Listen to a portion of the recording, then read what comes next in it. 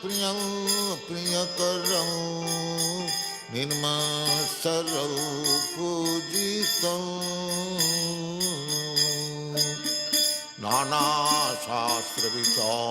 नानाशास्त्रविचारणैकनिपुणं सद्धर्म संस्थापकं लोकानां हितकारिणं त्रिभुवने मन्नं शरण्याकरं नानाशास्त्रविचारणैकनिपुणं सद्धर्म संस्थापकं लोकानां हितकारिणं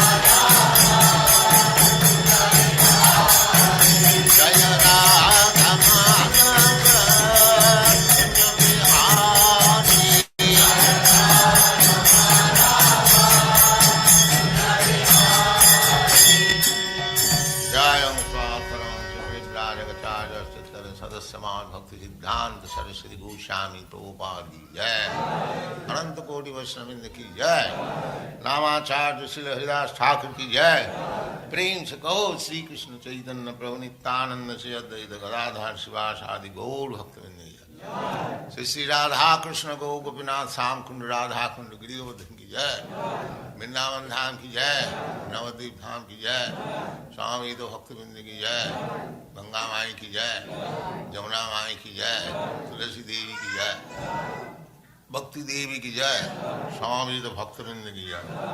All glories to the assembled Lord. All glories to the assembled Lord. Thank you very much.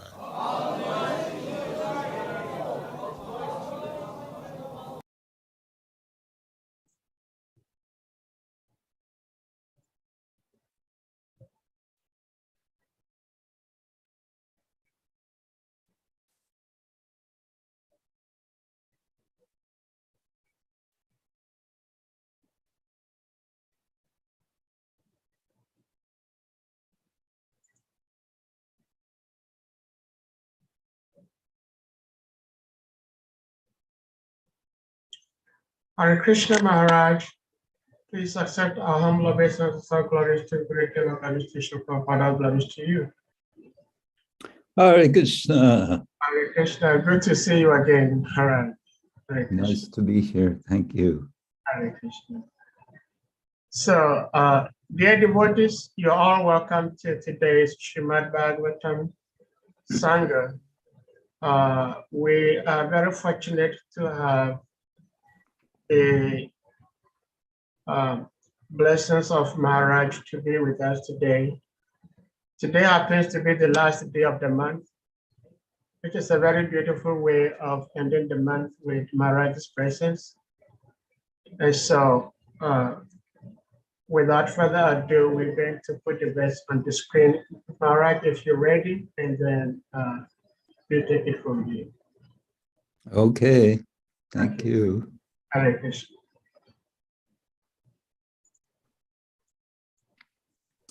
Om Jnana Timirandasya Jnananjana Shalakaya Chakshurunmilitam Yena Tasmai Shri Gurave Namah Shri Chaitanya Manobishtam Stapitam Yena Bhutale Swayam Rupa Kadamahyam Tadati Svapadantikam Vandeham Shri Guru Shri Yutta Padakamalam Shri Gurun Vaishnavangscha Shri Rupam Sagrajatam Sahagana Raghunatam Vitam Tam Sajivam Sadvaitam Savadutam Parijana Sahitam Krishna Chaitanya Devam Shri Radha Krishna Padam Sahagana Lalita Shri Vishakhanditamscha Nama Om Vishnu Padaya Krishna Prestaya Bhutale Srimate Bhakti Vedanta Swamin Iti Namine Namaste Saraswate Devi Gauravani Pracharine Nivishesha Shunyavadi Paschatya Deshatarine Vanchakalpatarubhyascha Kripa Sindhubhya Evacha Patitanam Pavanebhyo Vaishnavebhyo Namo Namaha. Hey Krishna Karuna Sindhu Dinabandho Jagatpate Gopesha Gopeka Kanta Radha Kanta Namostute Tapta Kanchana Gaurangi Radhe Vrindavaneshwari Rishabhanu Sute Devi Pranamami Hari Priya Jai Shri Krishna Chaitanya Prabhu Nityananda Shri Advaita Gadadhar Shivasadi Gaura Bhaktavinda Hare Krishna Krishna Krishna Hare Hare Hare Rama Rama Rama Hare Hare. Om Namo Bhagavate Vasudevaya. Om Namo Bhagavate Vasudevaya. Om Namo Bhagavate Vasudevaya Narayanam Namaskritya Naram Chaiva Narottamam Deving Saraswating Vyasam Tato Jayamudiraye Nashta Prayeshva Badreshu Nityam Bhagavata Sevaya Bhagavati Uttama Shloke Bhaktir Bhavati Naishtiki. So on this final day of March 2022, we're reading from SRIMAD Bhagavatam, Canto 1, Chapter 13, verse 51. And this is Narada Muni speaking. And I am speaking from Singachalam farm community in southeastern Germany. So the verse, Dhritarashtra saha bratra Gandharyacha Svabaryaya Dakshinena Himavata Rishinam Ashramangata. Someone's calling at the door, excuse me. Hare Krishna. Hare Krishna. Yes. Bin ich verkehrt jetzt? Die andere, ja, aber es wurde entschieden, dass wir doch nicht uns versammeln. Kannst du zu Nandi Mukhi, sie erklärt das. Hier nebenan, ja? Ich weiß nicht, wo sie ist, muss ich sagen. Sie ist nicht hier. Ich weiß nicht genau, wo sie ist. Tut mir leid, aber ja, es Gut. wird geendet. Ich bin mittendrin jetzt. Ja, tu das zur Seite. Danke. Dankeschön. Sorry. Okay. Try that again. Dhritarashtra saha bratra Gandharyacha Svabaryaya Dakshinena Himavata Rishinam Ashramangata. Dhritarashtra means Dhritarashtra saha, along with Bratra, his brother Vidura, Gandharya, Gandhari also, Cha, and Svabaryaya, his own wife, Dakshinena, by the southern side, Himavata, of the Himalaya mountains, Rishinam, of the rishis, Ashramam, in shelter, Gata, he has gone. Translation, O king, your uncle Dhritarashtra, his brother Vidura, and his wife Gandhari have gone to the southern side of the Himalayan mountains, where there are shelters of the great sages. And Srila Prabhupada's short purport, to pacify the mourning Maharaj Yudhishthira, Narada first of all spoke from the philosophical point of view, and then he began to describe the future movements of his uncle, which he could see by his foreseeing powers, and thus began to describe as follows. Mukam karati vachalam bangum langayate girim yat kripa tamaham vande Shri Gurun Dinatananam. This chapter is in some ways a microcosm of the first canto as a whole, in that it includes within it an important return and meeting, and then a departure. So there's meetings and there are departures. There's several meetings and several departures going on in the first canto as in introduction to the Bhagavatam as a whole, in which there will be more meetings and more departures. Samboga and Viyoga, Samyoga, Viyoga, and Samboga, Viraha. So it's kind of representing in some ways the whole first canto and then in a sense, a microcosm of the whole Bhagavatam. Vidura has been on pilgrimage. He is returning. According to one writer, Vidura would have been away for a long time, for 30 years. He left just before the war and continued to travel and wander. There's very little said about his wanderings, but there is an interlude in his wanderings when he meets first Uddhava and then Maitreya. And his talks with Maitreya extend for most of Canto 3 and all of Canto 4. And through Maitreya, then we hear from others. So Vidura is returning now to returning home after the war, long after the war, to see his brother, or half-brother, Dhritarashtra. And of course, it's in this chapter that he makes his very forceful, what we like to call preaching, to Dhritarashtra, that it's now time for you to give everything up and prepare yourself for the end of life. And Vidura speaks very straightforwardly to him in such a way that he persuades him. He persuades Dhritarashtra to do as he advises.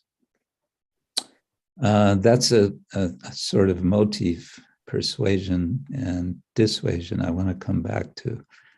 We can explore some more for discussion. He persuades him to go, and so he does, and as Narada makes his timely appearance, as Yudhishthira is just discovering that his uncle and aunt have left. Just then Narada appears, and as Prabhupada says in the purport, he first of all gives philosophical exposition on the necessity of detachment, considering the reality that our relationships in this world are so temporal. So he speaks briefly to that point, and then he makes, in the next few verses, some description, which are going to be, as again Prabhupada says, in anticipation. Narada's qualification is Trikalagnya. He sees into the future, and so he knows that he knows where Dhritarashtra is going. He knows what he's going to be doing to prepare himself to give up his life. And he says then he will be giving up his life quite soon. So he's not, we say in English, beating around the bush. He's saying very straightforward, this is the situation. So he's being truthful. Anudvega karamvakyam satyam priyahitam chayat, speaking the truth. There's something else going on in this chapter. I would say we have 3 examples of very strong affection. Vidura has strong affection for Dhritarashtra. Otherwise, why would he come back, and why would he speak to him so strongly for his benefit that he should leave. And we read in today's verse that Narada reports that Vidura accompanies Dhritarashtra to the Himalaya. So Vidura is one example of affection,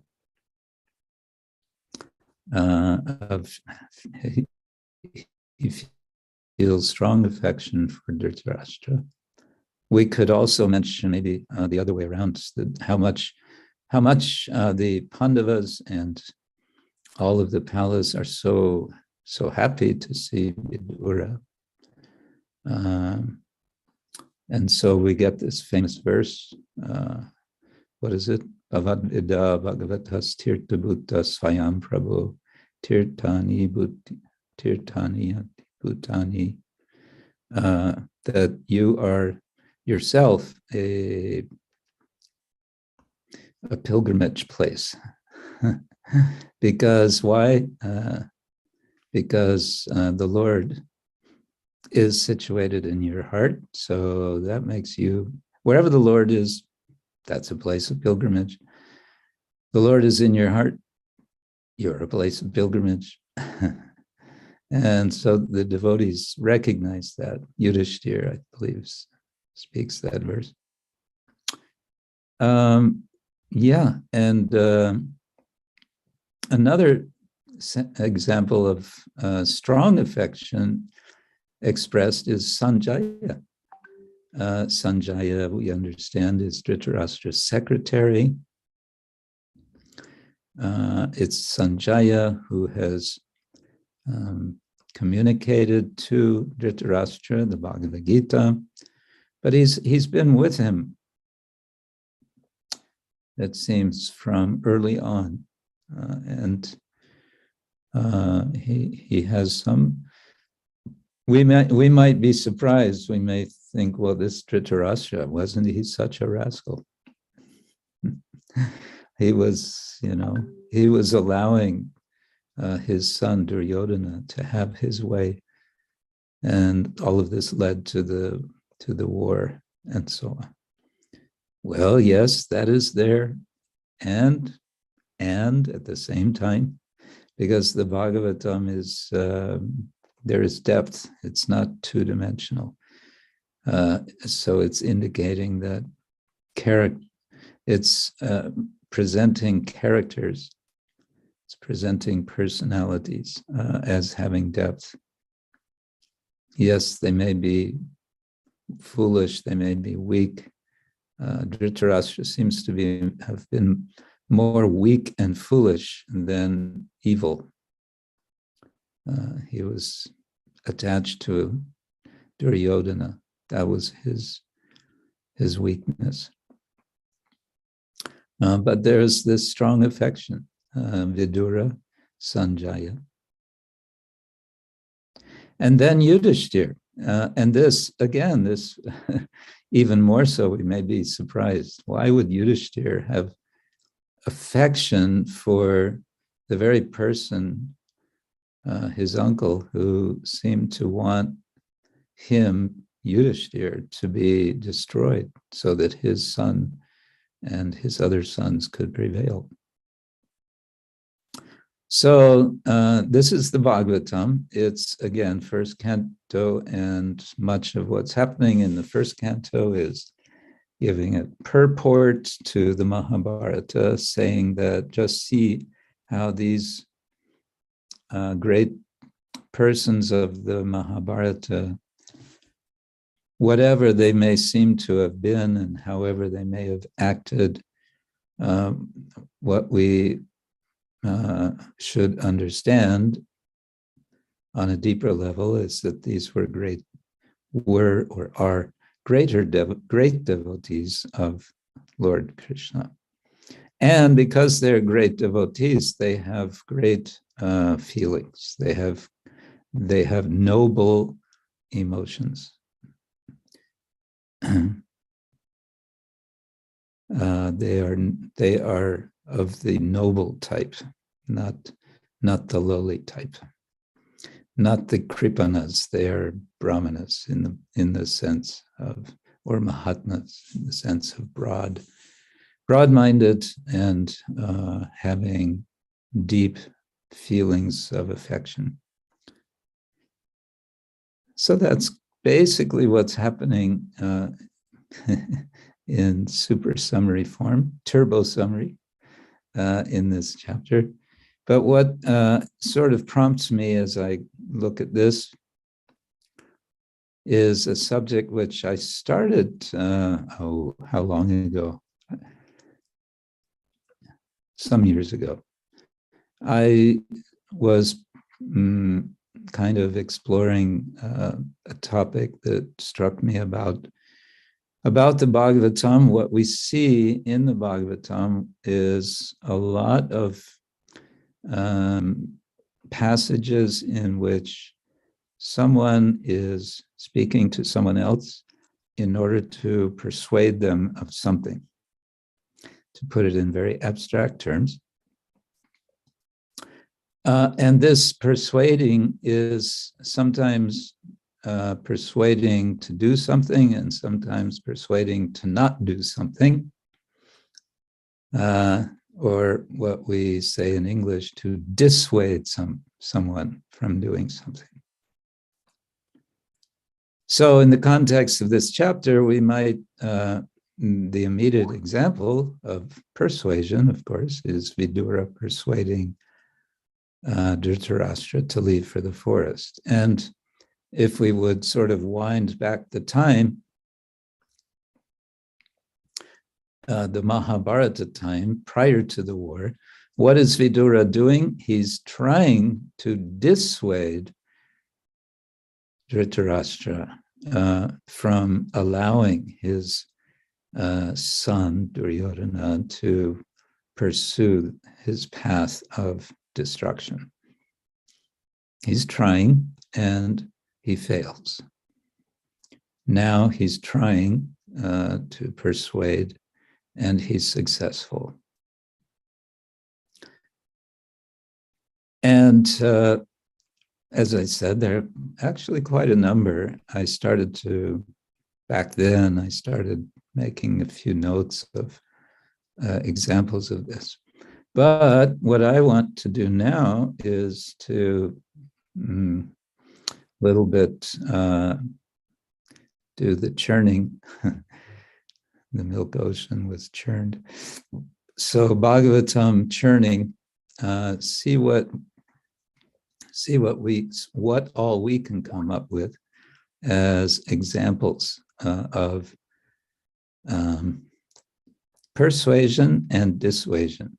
Specifically, what we're looking for is where someone is persuading someone else to act, to do something, or someone is persuading someone else to not do something.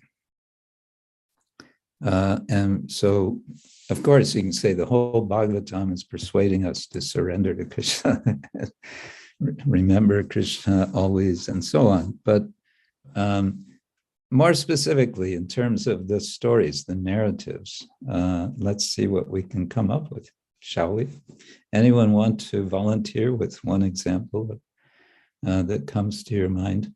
It may help you to just mentally sort of go through cantos, canto 1, canto 2, canto 3, like that, and think, okay, there's this one speaking to that one, and so on. So if I can open it up at this point. Well, so if anyone has anything to share, please just unmute and then you go ahead. Yes. All right, I would say, I don't think this is from the Bhagavatam, but Krishna persuaded Arjuna to fight the battle for the KSHETRA war. Arjuna didn't want to, but Krishna persuaded him. Mm-hmm. Okay, that's a good starting point because it's so clearly an example. Of course, it's not Bhagavatam directly, but it's certainly related.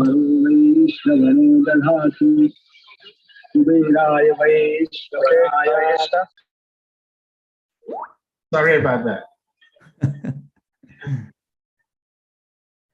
Yes, so anyone else? Anandamayi, do you have something to say?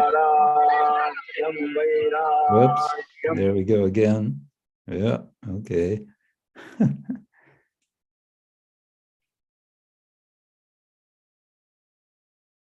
Please speak up, anyone. Yes, please do. Don't be shy.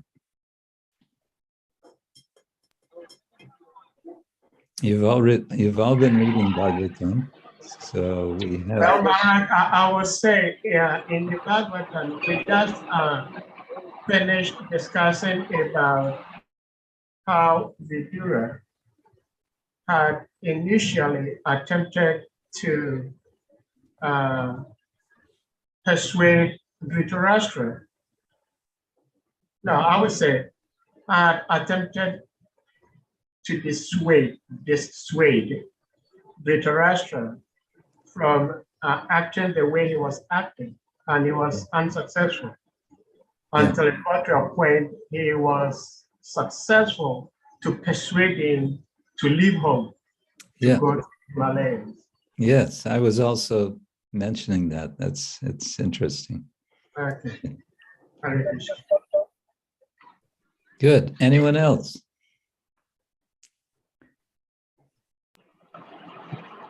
Hare Krishna.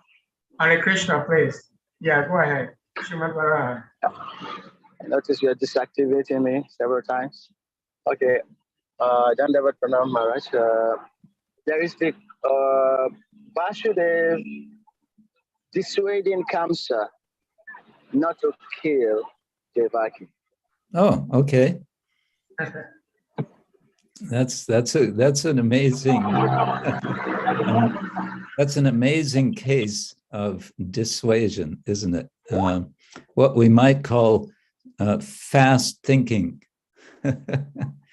The situation was extremely critical, and Vasudeva was on the spot with just the right things to say to dissuade Kamsa from killing his cousin sister. Anyone else? Okay, so that was 10th canto. Do we want to go to any others from earlier? But can IPEC please unmute and then go ahead.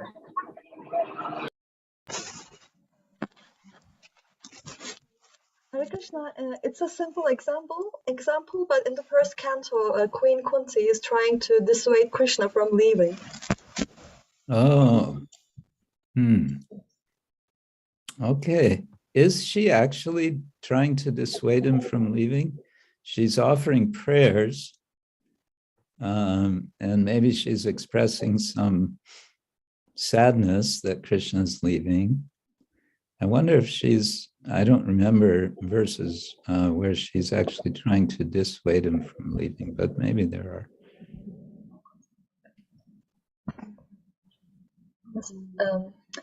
I remember thinking clearly that it's a request for both expressing sadness and also kind of dissuasion, I thought, but I should also check. Yeah, okay. Yeah, sadness.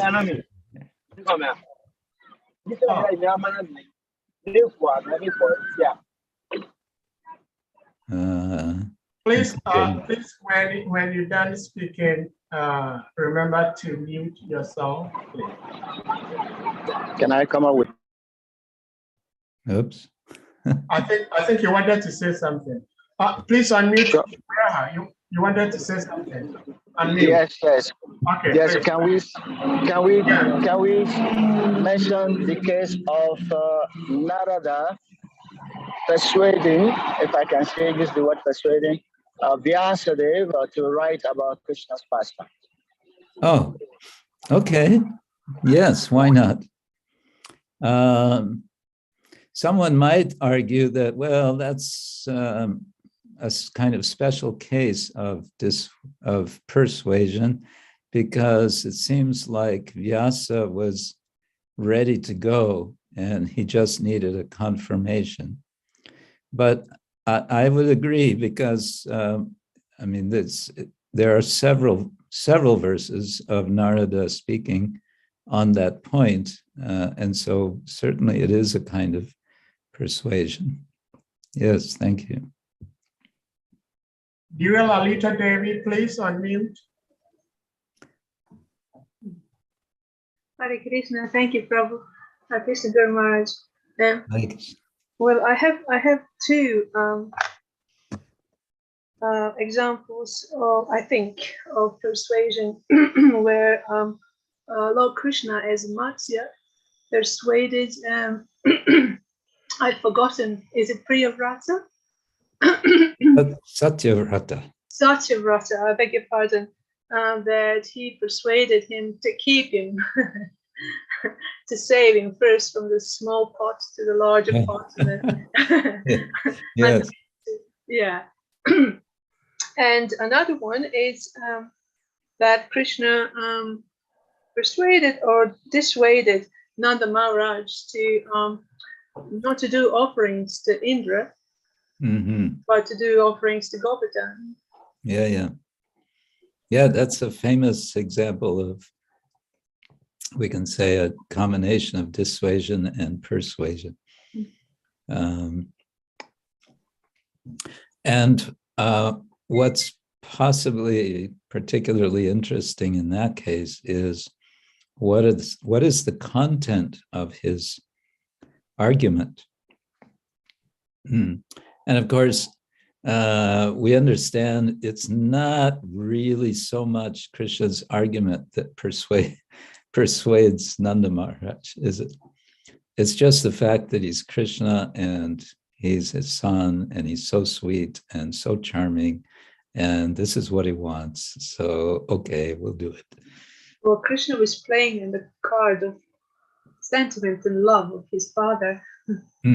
Yeah, and it's kind of a tongue-in-cheek sort of argument that Krishna's giving.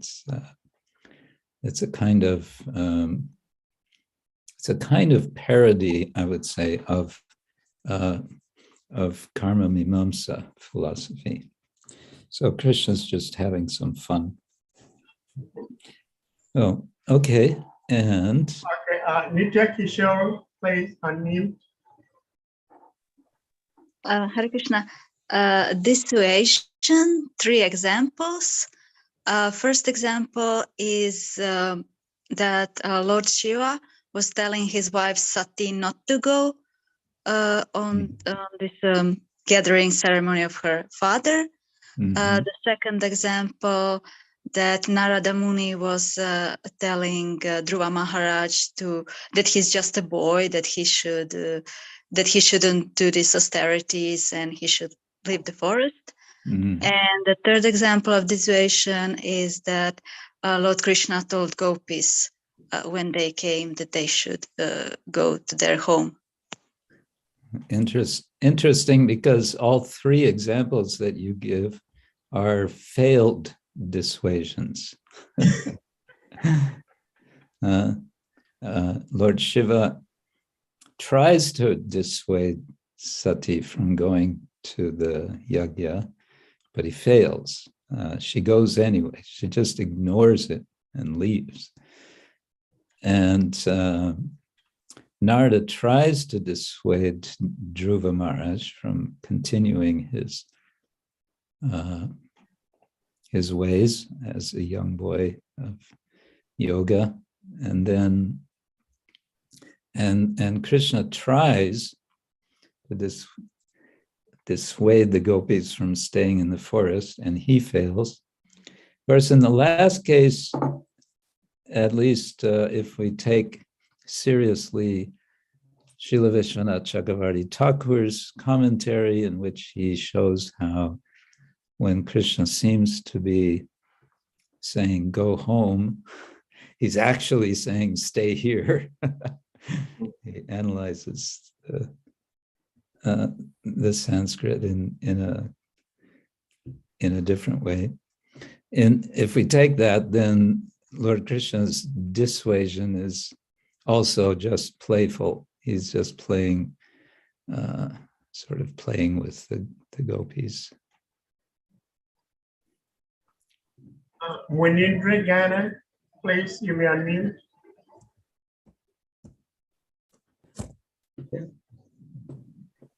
Hare Krishna, Guru Maharaj. Hare Krishna.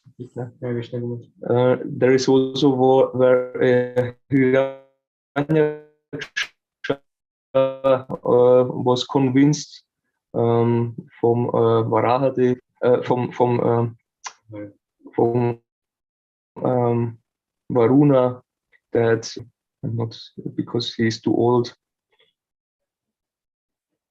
I missed the very beginning of that. I don't. He was convinced. Who was convinced? Hiranyaksha. Oh, okay. Hiranyaksha right. Was convinced from Varuna that he should fight with Vishnu, that he is a better battle for him. Oh, okay. Mm-hmm. Okay, good. Maharaj, we read about when Ashwatthama did all his horrible atrocities. The Pandavas really wanted to kill him, like a physical death. Bhima particularly wanted to kill him. And then his wife, Draupadi, discouraged him. I don't know if that could be considered a dissuasion.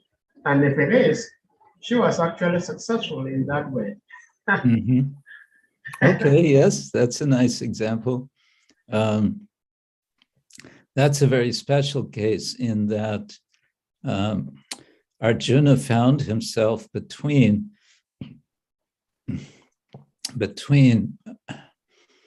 Draupadi on one side and Krishna on the other side, with Draupadi saying, don't kill him, and Krishna saying, kill him, and you have to satisfy both of us.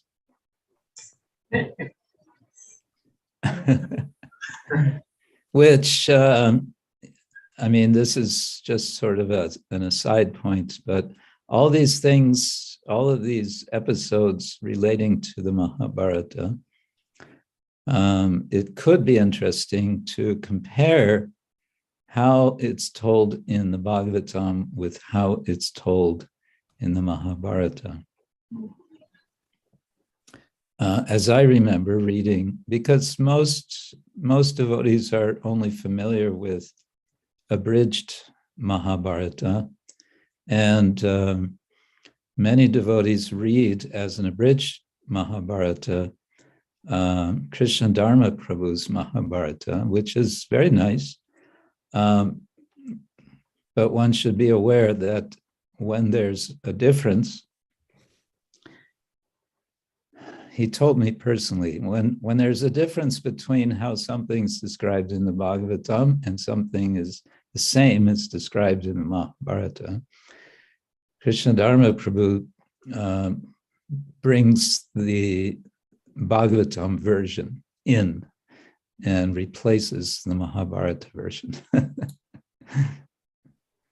So, as I remember from reading the unabridged Mahabharata, in that particular case, the incident with Ashvatthama, what to do about him, should he be killed, should he not be killed? Lord Krishna himself curses Ashvatthama to wander alone for 3,000 years. That's the curse. Now that doesn't necessarily go against the Bhagavatam. We could say that both apply. That Arjuna prepares him to wander alone by defrocking him, by removing the jewel, cutting his hair, basically outcasting him. And then he is sent on his way. He is outcasted. That's all details. Okay, more persuasion and dissuasion. I see. Ravinda Devi, please unmute. Yeah.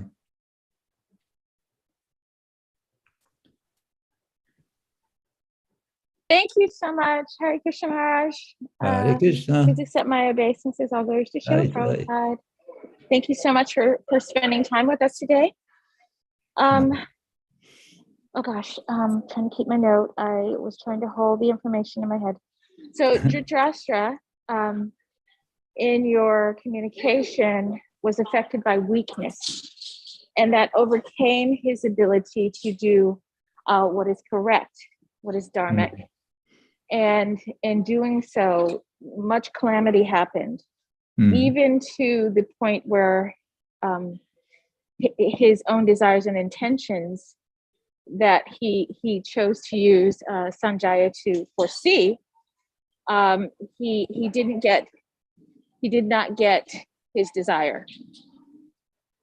So would you relate or elaborate further on the aspect of detachment and how in weakness and detachment relates to this process of bhakti, because we do know that it's not a bad thing to care for, love, protect, and serve, but when it comes to the point that it's affecting one's actions and integrity, spiritually and otherwise, then that's the imbalance that creates this mood of understanding detachment from the perspective of it affecting one's spiritual life, and basically how others are affected as well. But that attachment is not a bad thing. It's when you need to detach from that aspect that relates to not being Krishna or doing what should be done. Okay, let me think. How can we get at this? So attachment is always there, and it's a question of steering our attachment in the right direction. Maybe that's what we want to say. And we might think that it's steered in the right direction when actually it's not. And to correct the direction, that's why we keep our ears open, especially for the direction, the advice, the guidance of other devotees, senior devotees, sadhus, Shastra Guru. And I like to remember one feature of yoga, just physical yoga, asana yoga, is flexibility. At least in modern yoga, classical yoga, they didn't seem to worry much about all these contortions, but anyway, in modern yoga, they do all these contortions and such. And a lot of it has to do with developing physical flexibility. And so on a spiritual level, this a similar principle seems to be there, and that we need to be ready to make adjustments to hit the target. What are we aiming for? We're aiming for Krishna, and this means being ready to adjust ourselves.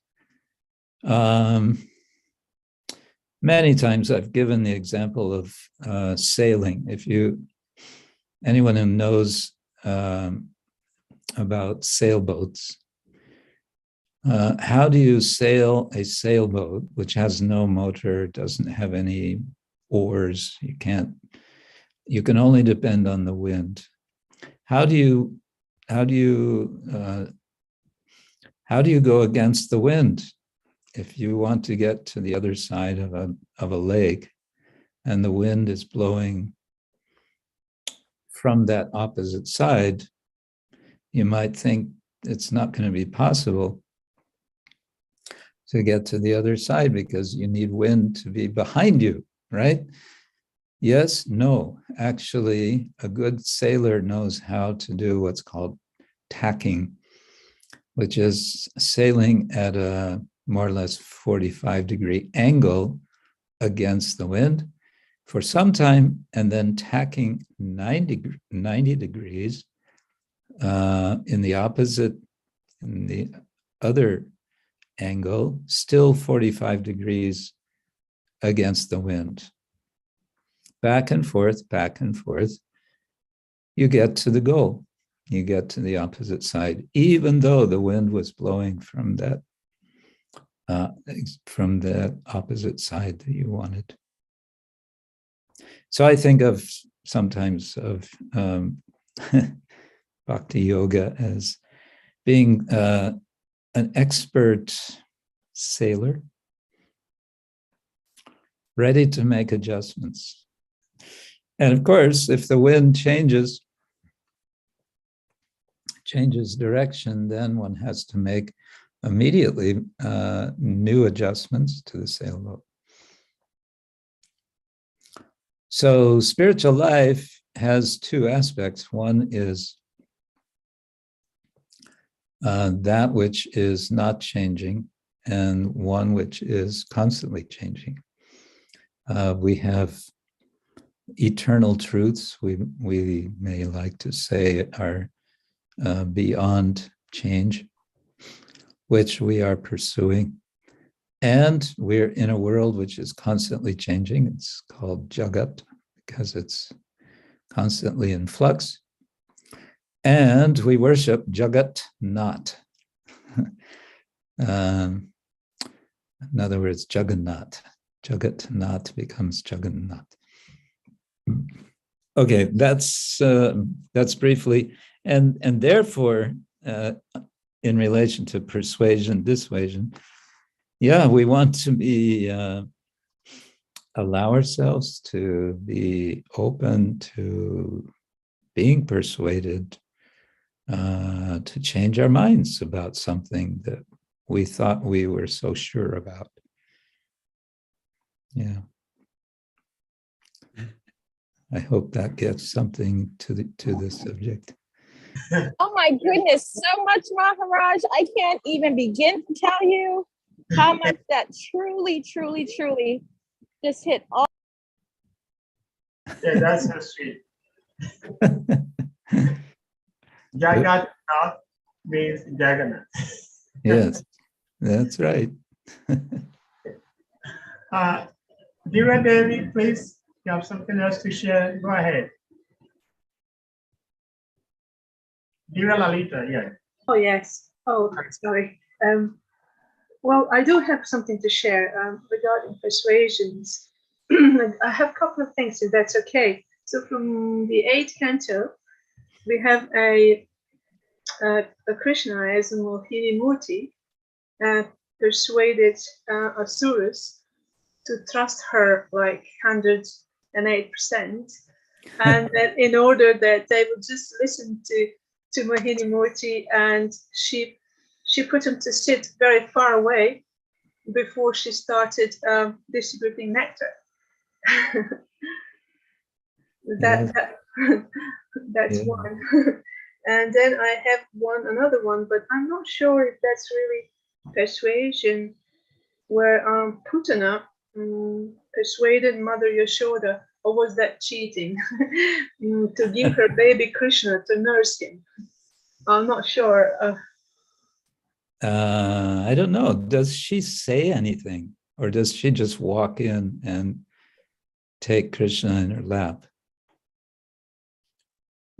But with her false appearance, it's like sort of persuasion without the words, I was thinking. Okay, yeah. Just by her appearing, that's okay. And then one more I have, I apologize. It's a, well, this is not from Srimad Bhagavatam, but I thought of, this came to me, the Srila Prabhupada persuaded that lady in the cargo ship ticket office to give him a ticket for America. Yes. Sumati Murarji. Sumati Morarji. Yeah, I forgot her Yeah, name. yeah. And part of his persuasion, certainly an important part, was his persistence. He was sitting in front of her office and waiting and waiting and waiting.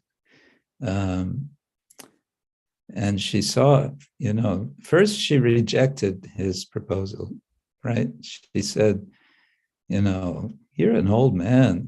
This is nothing, not something for you to do. You can't do this, forget it. But Prabhupada persisted, and she saw his determination. So he persuaded Mrs. Morarji by his determination. Yeah, yeah. Yeah, this, you know, one thing I find interesting is one could do a whole analysis of, and perhaps even a diagram of different sorts of persuasion. What sort of arguments are made, and how is it that these arguments work? And how is it when arguments don't work? And what are the factors in all of this? You could make a whole analysis. Yes, Maharaj, actually I was thinking about, is it possible we give the definition of persuasion? Then from there we can really figure out whether this situation that took place was as a result of persuasion, or like maybe somebody just giving advice and somebody following the advice. So I think what you're saying, persuasion may have different angles to it. Of course, yes. And for that reason, I would be cautious about making definitions, because there's a danger that definitions leave something out that you might want to include. But what would be probably good is to see what sort of a spectrum there is. You know, there's, mild persuasion, intense persuasion, persuasion based on things other than argument, and so on. You could have a whole catalog. Yeah, because giving a definition will definitely limit your scope. Definitely. Yes. Rendarayana Gopal Das, Prabhu, please unmute. Hare Krishna, Guru Maharaj, Hare Krishna, dear devotees. I have one example of persuasion and dissuasion. In one case, this is 6th canto, Narada Muni is dissuading the sons of Daksha, the Haryashvas, and then later Shavalashvas. Yeah. And persuading them to take sannyas. Yeah, yeah. Good example. Yeah. Yamuna Devi, please unmute. Hare Krishna. Hare Krishna. Yes, I'm in my mind with Prahlad Maharaj. When Prahlad Maharaj was in the womb of his mother, Narada Muni was trying to dissuade Indra to kidnap the mother, if I'm right. Mm. And also later on, Prahlad Maharaj is persuading his schoolmates to try to worship the Lord. And we also see that his father, Hiranyakashipu, is dissuading Prahlad Maharaj from worshiping the Lord. You're trying to. He's not very successful. Yes, good. To the first example, of course, Narada is successful. He successfully persuades Indra to let him, Narada, give shelter to his mother, Kayadu. And then the other two examples you gave were failed attempts, right? Hiranyakashipu trying to persuade or dissuade Prahlad from worshiping Vishnu. Prahlad trying to persuade, I would say, Hiranyakashipu to give up his ways and, as Prabhupada says, go to Vrindavan. So neither is willing to accept the persuasion of the other. And it finally leads to a showdown with the Lord appearing in his special, very persuasive form. Thank you, Maharaj. Hare Krishna, Shriman Vara, please unmute. Hare Krishna. Two other examples of persuasion and dissuasion. Bali Maharaj trying to dissuade, Shukracharya, the guru of the demons, trying to dissuade Bali Maharaj from offering the 3 pieces of land to Vamanadev. Yes. And then the second one, the sages, the demigods, persuading Vishwarup, the sage Vishwarup, to give up his body so that they can use his bone as a weapon against the demons.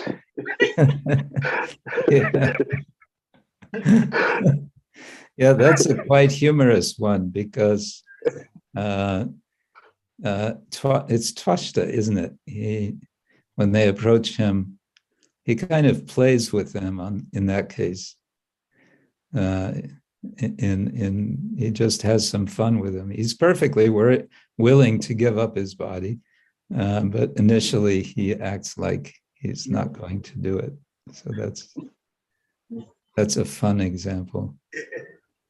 And the example of Shukracharya trying to dissuade Bali Maharaj from giving the land to Vamana is also a very kind of a classic example of, failed dissuasion.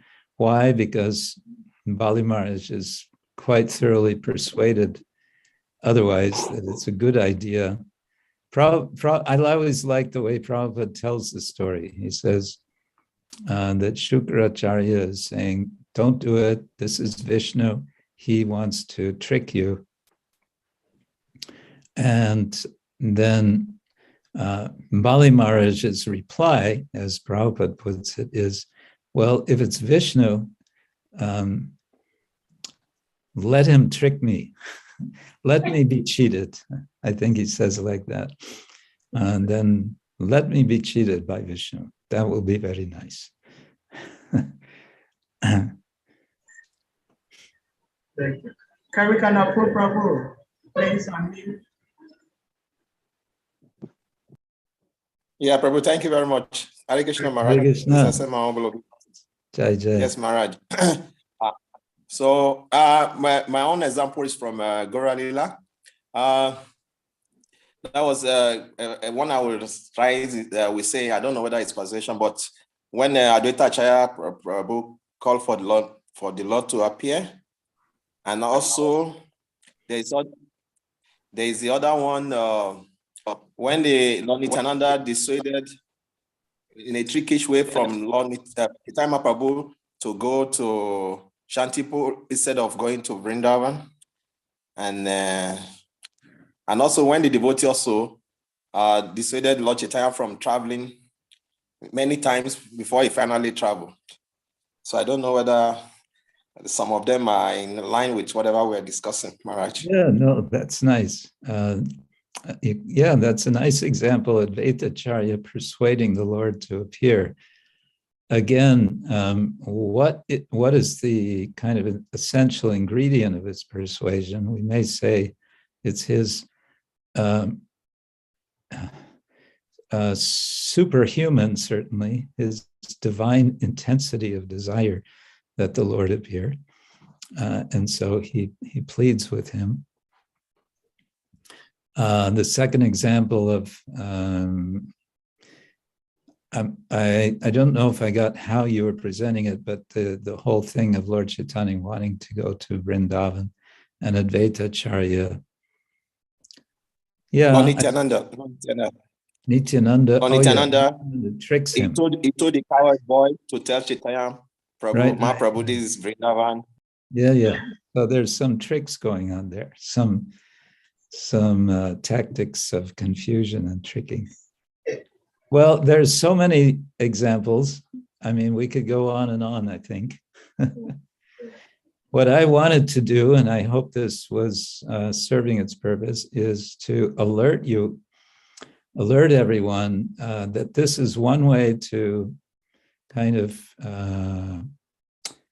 keep, this is something you can be aware of in reading, Shastra in general, narrative Shastra, where someone is speaking to someone else. And basically it's about persuading to do something or to not do something. There's some action involved as a result. I would say that would be part of my, if we had to have a definition. Of course, one can also persuade one to change one's ideas. And we can say that's what Srila Prabhupada is doing all the time in his preaching. He is changing our ideas, our way of seeing the world from world minus Krishna to world full of Krishna. Anyway, so that's just some thoughts. And I kind of took this chapter as a whole as a kind of springboard to explore that. So thank you all very much. Well, thank you, Maharaj. Maharaj, please, I have quite a few number of questions. Even though it's amazing, Srila Prabhupada wonderfully gave a very short purpose to this text, but you found a way of engaging all of us, and it's very interesting. Now, my first question is, I knew that Krishna was responsible for Ashwatthama's suffering, being on earth. And I understand he has like full of sores all over his body, and his body doesn't smell good because of the curse that Krishna gave him.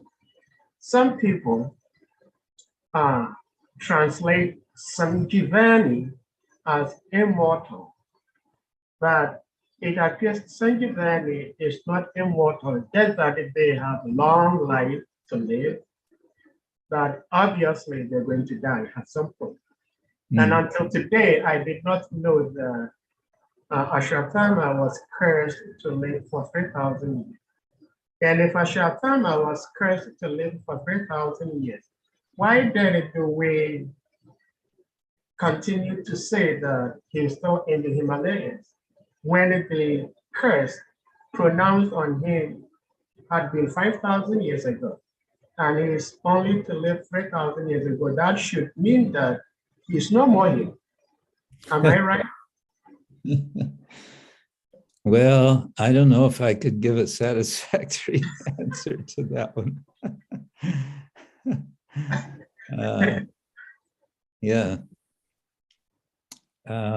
What to say? All I can say is if I meet Ashwatthama somewhere, I'll ask him what happened.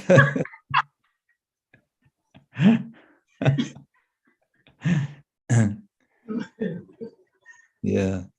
Well, but I do know it was a curse because someone might say, well, live for 3,000 years. That sounds like a blessing to live so long. No, it was a curse because he had to live alone. He was an outcast. He couldn't he was like, the monster created by Frankenstein.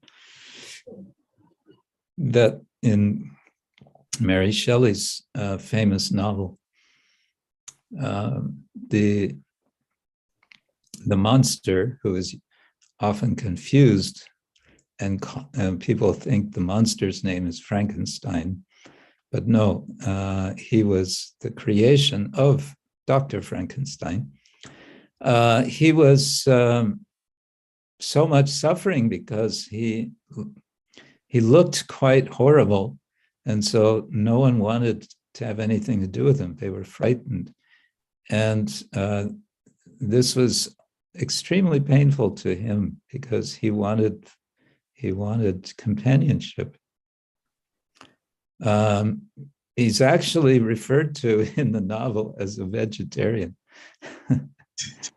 but he becomes a psychopath. He ends up murdering, I don't know, 2 or 3 people out of his anger and frustration. Why am I talking about Frankenstein? Because Ashwatthama seems like a kind of Vedic Frankenstein's monster. Well, thank you, Maharaj. I hope we don't find Ashwatthama, because I understand he doesn't smell good. But maybe that's what keeps him. That's what keeps him alone. Nobody wants to be near him. Yeah, nobody wants to have association. Smells so bad. All right, see, I have a question from the text itself. The text we discussed today. Let me see if I can pull it up here.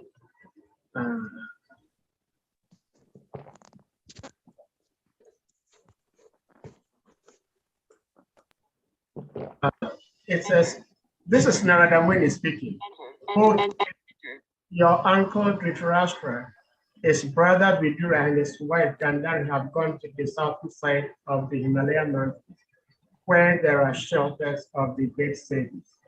Now, in the purport, Sri Prabhupada spoke, and when you were also speaking, you talked about like three-color Jnana, because Narada Muni knows the past, present, and the future.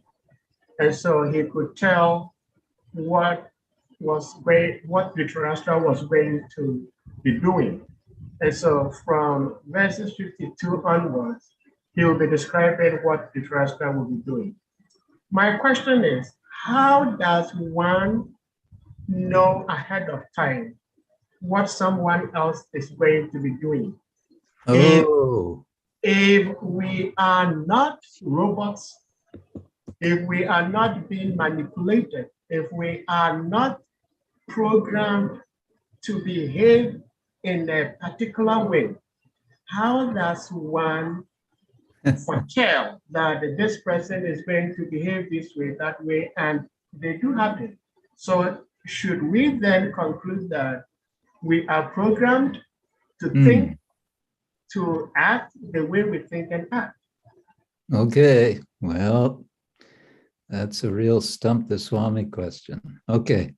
The short answer is no, we shouldn't think like that, because all of Shastra, the whole purpose of Shastra is it's based on the presupposition that we do have free will, and that because we have free will, by hearing Shastra, we can be persuaded to change our ways. That's a basic understanding of our tradition. So then, still, your question: if that's not the case, though, how does one see what somebody's going to do in the future? I would say maybe just by example of sort of everyday life, we may want to just look at, people we know and how they behave. And we know them enough that we're pretty sure what they're going to do in a certain situation, because that's what they always do. Now, in this case, Dhritarashtra doesn't always go to the Himalaya and give up his body, you can say. But Narada may be enough insightful into his ways. And it could be that Narada knows enough from his previous life. So what I'm trying to say is we all function based on patterns of behavior, our own patterns of behavior and the patterns of others' behavior. And one could say that's a kind of trikala gya, small time. And it's understood. Sages take that capacity that we all have, and they're able to extend that further. That may be one way to understand. Another way of understanding, though, gets into mystical ideas, or even some would say quantum physical ways of understanding the nature of time. That time is not linear, that it can be bidirectional in some way.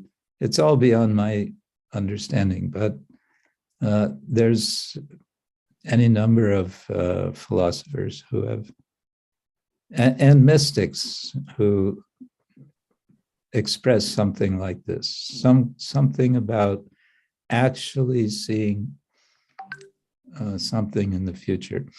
Then we can also just say, well, aside from putting aside predestination, there is one omniscient being who is the Supreme Being. His knowing what will happen is somehow based on his allowing what will happen. And he can also allow someone else to see something of what will happen. But that's as far as my brain takes it. Sorry. And speaking of brain, my brain is starting to go into retirement mode right now. Okay, Maharaj, yeah. What's your time there in Germany? Like 6 o'clock? It's 15? it's 6:15. It's not so late, but nevertheless. Yeah. Well, thank you so much for being here and enlivening, blessing us, and educating us. Well, thank you. It's been my pleasure. We always love hearing from you, Maharaj. I think I will catch you shortly in the Gita Nagri Forum also. I saw you scheduled to speak at Gita Nagri Forum. Yes, I spoke a few days ago, Bhagavatam class, and I was there. Sarvatma has scheduled me for another session coming up sometime soon. Yes. That's my temple. That's your temple. That's my temple. Thank you so much, Maharaj. Next time I will have another question for you. It's a question I've been trying to get answer from various devotees, and I haven't had an answer to it yet.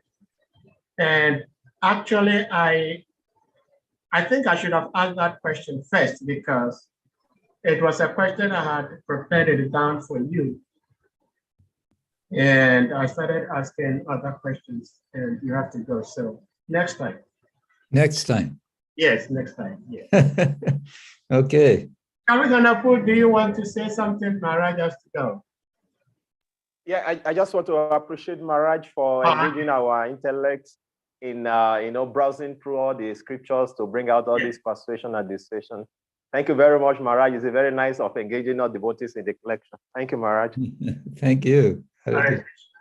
Maharaj, we have a ritual we perform here. That is, before the class formally comes to a close, we humbly request all the devotees to unmute themselves, and then we chant the Hare Krishna Maha Mantra to express our appreciation to our speaker. Hare Krishna, Hare Krishna, Hare Krishna, Krishna Krishna, Hare Hare, Hare Rama, Hare Rama, Rama Rama, Hare Hare.